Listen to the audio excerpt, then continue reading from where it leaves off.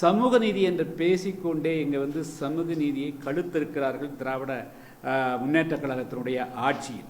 எந்த அளவுக்கு வந்து தமிழ்நாடு அரசனுடைய இந்த உள்ளொதுக்கீடு சட்டம் பாதிப்பு உண்டாக்குறது அப்படிங்கிறத அம்பலப்படுத்த வேண்டிய பொறுப்பு எனக்கு வந்து இருக்கிறது. சாதி வளர்க்கறதுக்கு தமிழ்நாட்டில் அரசாங்கம் பணம் கொடுக்குறாங்க.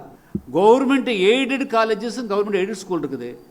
பெரும்பாலான பள்ளிகள் அனைத்துமே வந்து சாதியை மையமாக வைத்து சாதி ரீதியான பள்ளிகளாகவும் கல்லூரியாக இருக்கணும்.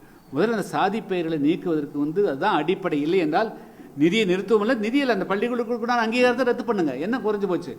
உயர்நீதிமன்றம் அதுபோல் வந்து பள்ளி கல்லூரிகள் கல்வி நிலையங்கள் இருக்கக்கூடிய அனைத்து பெயர் சாதி பெயர் நீக்க வேண்டும் என்று சொல்லியிருந்தால் தமிழ்நாடு அரசு அது உடனடியாக நீக்கணும். பல்கலைக்கழகங்களே பெரிய ஊழல் கழகங்களாக திகழ்ந்ததற்கு காரணமே வந்து துணைவேந்தர் நியமனங்களில் ஏற்பட்ட முறைகேடுகள் தான். எனவே இப்போ அது வந்து இவர் வந்து அதை கொஞ்சம் சரி பண்ணார். நான் வந்து இந்த ஆளுநர் வந்தோடனே முதல் பார்த்த உடனே சார் அட்லீஸ்ட் தமிழ்நாட்டில் இந்த துணைவேந்தர் நியமனங்களிலாவது வந்து இந்த ஊழல் நியமனம் இல்லாமல் செஞ்சுக்கணும் ரெக்வஸ்ட் வச்சோம். அதே மாதிரி வந்து இந்த 4 வருஷத்துக்குள்ளே அவருடைய பேரில் வந்து இந்த துணைவேந்தர் நியமனங்களில் எந்த விதமான ஊழலும் இல்லை.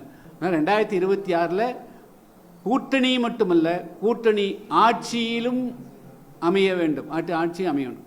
அதில் அதுக்கு தான் முக்கியத்துவம் புதிய தமிழகம் கொடுக்கும். அதை அடிப்படையாக வைத்து தான் எங்களுடைய கூட்டணியே அமையுமே தவிர இந்த ஆட்சியை மாற்றிட்டு இன்னொருத்தரை கொண்டு முதலமைச்சராக்கிறதுக்கு, ஒரு கட்சியை கொண்டு முதலமைச்சராக்கிறதுக்கு நாங்கள் பாடுபட மாட்டோம்.